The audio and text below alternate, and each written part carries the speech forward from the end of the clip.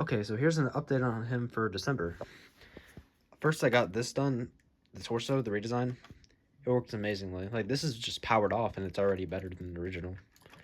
It's a lot more sturdy. And it's, I tried some animation tests, and it's really fast, and I like it. It's perfect. And right now, I'm working on the designs for this piece. And then I have the RDS servo for this ordered. And it's on the way. Now I'll slowly, like, redo this whole arm.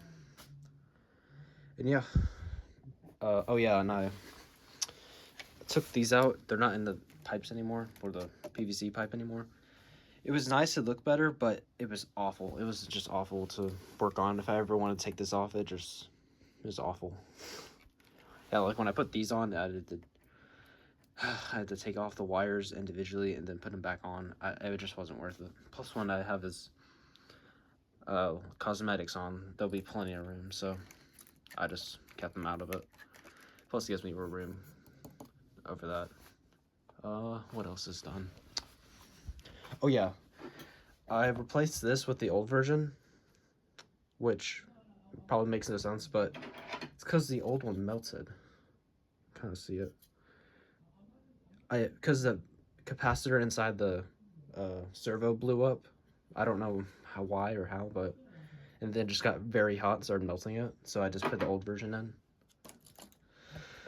Yeah, it's just gonna stay like that until I get the new arm design. But in the new design, I'll use the what's called ball bearing or needle bearing.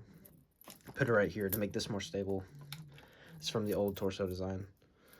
And then I'll also put one of these under this neck part so it's less wobbly. And then, yeah, that's what I got so far. Oh yeah, I got this back to one USB or one ESP32. I tried two because I wanted to see if that was the issue of him spazzing out, but it wasn't. To see if I could divide it between two, but it didn't. So I got it back to one. And yeah, that's about it for now. Yeah, here's a full picture of him.